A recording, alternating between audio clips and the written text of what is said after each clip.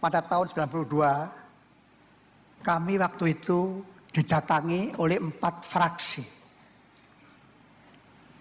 Fraksi P3, PDI, Golkar, dan fraksi ABRI. Yang intinya beliau-beliau ini menyampaikan apakah saya bersedia untuk dipilih menjadi wakil presiden. Jadi tidak seperti sekarang. Sekarang sudah beda caranya. Kalau waktu itu saya itu seperti sekarang, pasti saya tidak mampu. Karena saya tidak ada duit.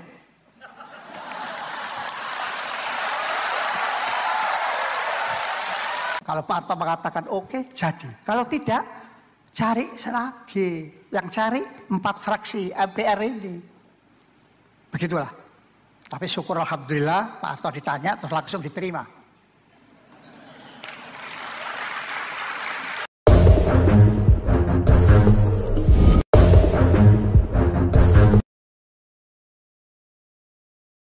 Setelah kami tamat SMA, karena pengaruh lingkungan perjuangan waktu itu di dalam TNI, maka saya ingin mengabdikan terus karier saya di dalam ketentaraan. Waktu itu belum ada Akmil, Akademi Militer belum ada karena belum dibuka kembali. Ada Jogja dulu, waktu Pres kedua bubar, kemudian belum sempat dibuka kembali. Jadi Angkatan Darat membuka kecabangannya masing-masing. Seperti Pak Benny Murdani, Infanteri, P3AD, itu ada di Bandung. Artileri ada di Cimahi. Kavalri ada di Cibangkong, Bandung. Nah, yang saya masukin itu adalah engineer, seni. Itu ada di Bandung juga. Saya masuk ke situ. Kemudian setelah kami tamat dari Bandung, waktu itu 4 tahun, ada sebagian yang melanjutkan biasanya ke ITB, diterima, tapi kami langsung ke lapangan waktu itu. Kami menempuh karier dari awal sampai akhirnya kami pensiun sebagai perwira tinggi. Dalam pengalaman saya, baik sebagai perwira muda, perwira pertama maupun perwira yang sudah dewasa, perwira sudah matang, yaitu kategori perwira tinggi, ada pengalaman yang sangat saya kesankan. Yaitu di dalam kedua bidang ini, ternyata yang paling penting adalah karakter dan kepemimpinan. Karakter itulah yang kemudian menentukan apakah seorang itu bisa betul-betul ikhlas berjuang, ikhlas memerintah, dan ikhlas juga untuk menerima risiko apa saja. Karena risiko tentara itu 3. Kita berangkat operasi, selamat alhamdulillah. Nomor 2, kita berangkat operasi, pulang invalid. Buntung tangannya, kakinya, matanya buta. Yang ketiga, yang terakhir, berangkat operasi, pulang dengan peti yang dikasih merah putih. Ini yang harus kita siapkan mental kita. Bahwa di dalam pengabdian kita tentara, kita siap menghadapi itu semua. Dan ini pun pengalaman kami, ini kami sampaikan kepada istri, supaya istri juga siap mental. Jadi janganlah istri tentara itu diberikan impian-impian yang luar biasa. Nanti aku jadi ini, jadi itu, kamu akan dilayani, akan dibukakan pintu. No, pengalaman saya tidak begitu. Boleh tanya sama Putri. Saya selalu memberikan peringatan, siaplah mental kamu, manakala nanti saya menerima risiko yang terberat.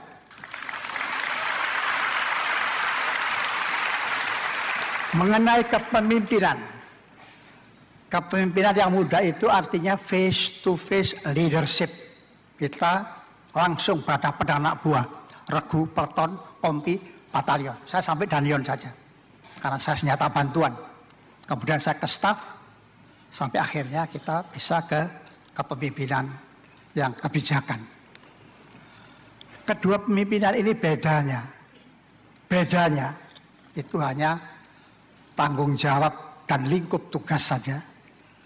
Namun dalam kepemimpinan itu ada kesamaan, yaitu baik yang di kepemimpinan yang face to face leadership maupun kepemimpinan di tingkat yang lebih dewasa, biasanya manajerial itu, ya, tingkat angkatan darat, Kodam, ya, sampai di tingkat markas besar ABRI.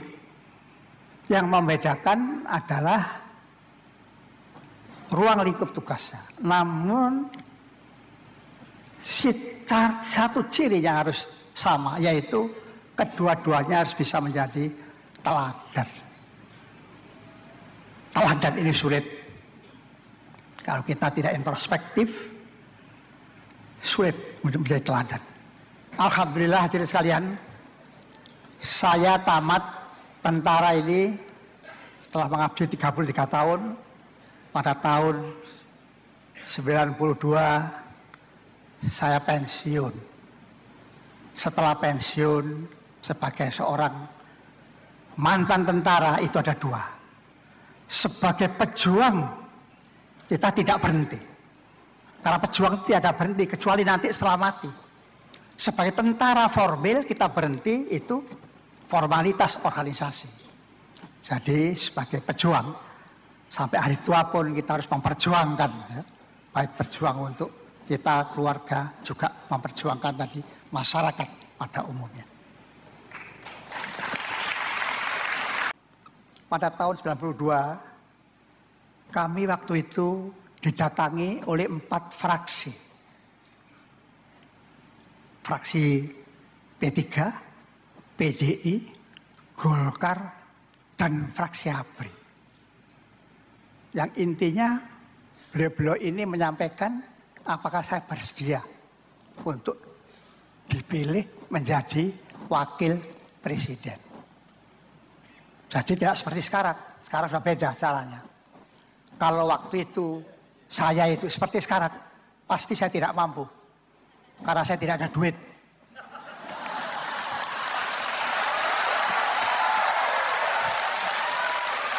Waktu itu saya hanya tidak bondo apa-apa. Tidak pakai duit, tidak pakai kampanye, tapi saya betul-betul siap sajalah ke siapapun yang datang untuk memberikan kepercayaan, ya saya terima. Jadi keempat fraksi ini saya terima. Itu pun ada syarat. Walaupun saya terima, mereka calonkan sebagai wapres, secara konstitusi ini harus dibicarakan dulu kepada presiden terpilih. Presiden terpilih Pak Harto didatangi oleh 4 fraksi, tanya, Pak, bersediakah Bapak didampingi oleh orang yang namanya Tri Sutrisno? Kalau Pak Harto mengatakan oke, jadi. Kalau tidak, cari lagi. Yang cari 4 fraksi MPR ini. Begitulah. Tapi syukur alhamdulillah Pak Harto ditanya terus langsung diterima.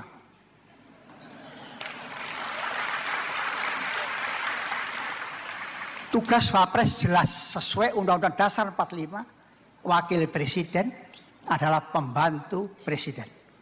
Pembantu dalam arti luas. Oleh karena itu waktu itu tradisi zaman waktu itu Wakil Presiden itu senantiasa dijadikan atau ditempatkan dalam bidang pengawasan pembangunan. Jadi mulai Pak Adam Malik, Pak Hamengkubuwono, Pak Harmono, sampai kami itu diberikan tugas pengawasan pembangunan. Hanya pada waktu saya ditambah 2 lagi. Di samping mengawasi pembangunan, kita juga menjadi Ketua Baperjanas. Itu satu institusi yang membicarakan karier eselon 1. Supaya tidak terjadi like and dislike. Ya, kalau dulu sebelumnya itu like and dislike. Kelompok mana nih? Golongannya siapa nih? Itu pasti jadi.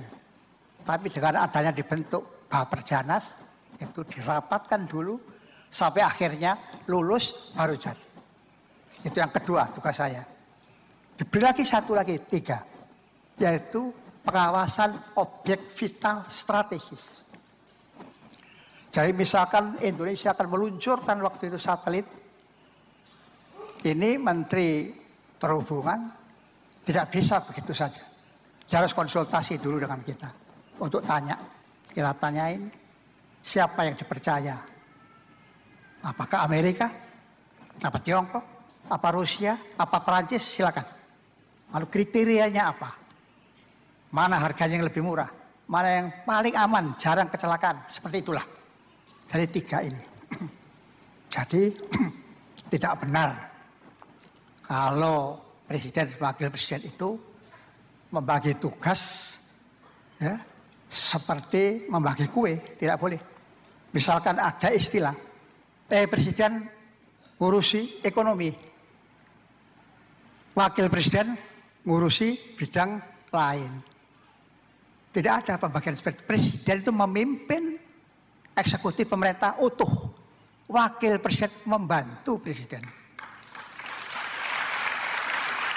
Mengapa ditaruh di bidang pengawasan? Ini hebatnya. Pengawasan itu mengawasi semua aspek. Pusat, kabinet, sampai daerah. Maksudnya supaya tahu Wapres ini, itulah negara. Jadi, in case nanti presiden ini berhalangan, sakit, atau mati, Wapresnya tampil sudah. Karena sudah mengawasi semuanya. Jadi tidak benar kalau sekarang presiden bagian A, Wapres bagian B. Keliru itu. Ya. Ada satu lagi yang saya ingatkan. Di Indonesia tidak ada sistem presidensial, tidak ada. Tidak ada sistem parlementer, tidak ada. Walaupun ada presiden, ada parlemen, tetapi tidak boleh disebut presidensial maupun parlementer. Mengapa? Karena waktu para pendiri negara ini dulu akan membentuk suatu sistem pemerintahan negara. Waktu itu Bung Karno sudah mengingatkan, jangan sampai kita mengambil yang ada di luar. Apa itu presidensial? Yang waktu heavy ke Amerika, Perancis, atau parlementer Eropa, Inggris. Bung Karno ngingetin. Lalu nyeletuk satu tokoh yang namanya Pak Kasman. Oh kalau gitu Bung, sistem sendiri. Bung Hatta mengatakan sistem Indonesia. Itu yang betul. Jadi maaf, sekarang jangan menyebut sistem presidensial, keliru. Kalau mau konsisten, yang benar itu sistem sendiri tadi, yang kemudian setelah dikaji, menjelma menjadi sistem MPR. Mengapa MPR? Karena MPR adalah tempat wajah daripada rakyat ini. Rakyat Indonesia di situ semua ada. Baik yang dipilih, yang di DPR, masih kurang DPR. Ada yang lain, apa itu namanya? Utusan daerah. MPR, utusan daerah dan DPR masih kurang. Masih ada yang tercecer. Jangan sampai ada yang tercecer. Orang Indonesia dimanapun, di dalam wadah apapun harus ada di MPR. Itu namanya utusan golongan. 3 komponen ini.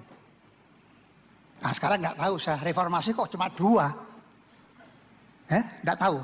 Tapi beliau hebat. Saya alhamdulillah. Mengapa?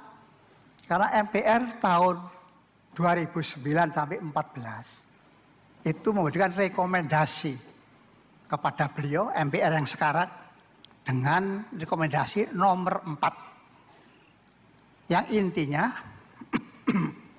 supaya MPR yang sekarang ini membentuk badan atau lembaga pengkajian tentang Undang-Undang Dasar 45. Para hadirin sekalian, demikianlah saya mohon maaf terlambat 2 menit.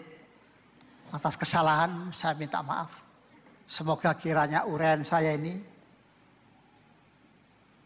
bermanfaat bagi kita semuanya, menggugah kita semuanya. Justru akan menyongsong kebangkitan nasional nanti. dan menyongsong 70 tahun merdeka. Mari kita introspeksi. Yang baik kita lanjutkan, kita teruskan.